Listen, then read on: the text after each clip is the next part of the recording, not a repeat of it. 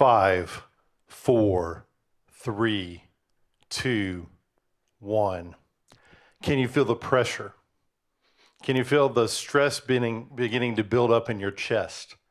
Is your stress level beginning to increase? I know mine is. We live in a culture driven by time. There's simply not enough. Our to-do lists, they come with deadlines. Our alarms constantly remind us that we are behind. We run from event to event just hoping that a few red lights will not make us late. Our lives are truly at a frantic pace, just trying not to miss anything. Growing up in my family, we were taught an old adage that you may have heard: on time is late. The goal wasn't just to make the deadline, but to beat the clock and exceed the mere expectation of being on time. But does life really have to work this way? What if we, as Americans, have missed out on something that the rest of the world has to teach us? From my travels to 20 different countries around the world, I began to learn about time and pace. Though on time is late is a value in American culture, other countries see the world through a different lens. I remember my first trip to Mexico. We'd been given a schedule for the trip, but as soon as I arrived, I realized that I should have left that schedule back home in America. They didn't believe that on time was late.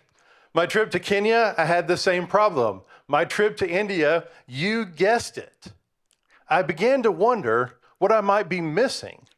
Though my natural tendency is to judge all other cultures by the correctness of my own, I began to wonder, if time and pace are not the most important constraints of life, what alternative could there be? Before I could see through another culture's perspective, I had to look deeply into my own. My drive for on time is late came from some deep places within me. You see, I didn't want to miss out. If I was late on a project, I might miss out on an opportunity for a bigger project. If I was late to an event, I may miss out on the experience that everyone else is having. If I was late to a meeting, I might communicate to that person that I didn't value them nor their time. My fear of changing my relationship with time and pace came from a fear not to miss out. When I arrived in Mexico on that first trip outside of the US of A, I was immediately annoyed by their disregard for time. They didn't even seem to notice the clock, nevertheless the schedule. How could this be? Didn't they know what they were missing out on by not embracing the universal truth of on time is late? My frustration led to an annoyance. Why can't this country function in a sensible way like ours does at home? Which led to a realization. Though my drive was to be the one who didn't miss out, the one really missing out was me, not them. You see, my drive for time and my drive for schedule caused me to miss real life happening around me. I was moving so fast that I missed other people around me. One thing that other cultures seem to value, that we here in America have become too busy to realize, is the value of conversations and relationships. When we're not constrained by artificial constraints, we can have time to build deep relationships with one another. We can have deeper level conversations than our normal, how are you doing, busy level conversations. We can slow down and talk about our hopes, our dreams, our passions, and our struggles. We can connect on a human level once again. But you don't just get on a plane to see examples of this. Sometimes examples of this are seen in people who live their lives in a different way. There's some scientific principle that says that opposites attract, and that's a principle that can often be applied to marriage. When I met my beautiful wife, Liz, I didn't realize that our days together would be a constant deconstructing of my on time is late. Some of this comes from her personality and temperament, but when we're yet again the last couple at an event helping to tear down at an event we were merely asked to attend, I realize that it's about relationships and it's about people. Caring for and serving others is more important than the numbers on an Apple Watch. Or arrive at your favorite neighborhood fast food dining room in the wee hours of the morning. Chances are you'll find a group of retired men. Though they have their assigned seats and their standard orders for their daily ritual, they have not gathered there for food.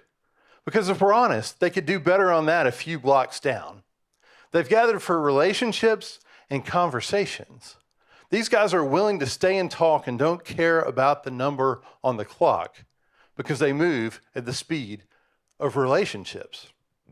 But does moving at the speed of relationships just have to be the speed of retirement? Do we have to wait till all the constraints and all the expectations on our time and schedule have gone away to be able to move at the speed of relationships?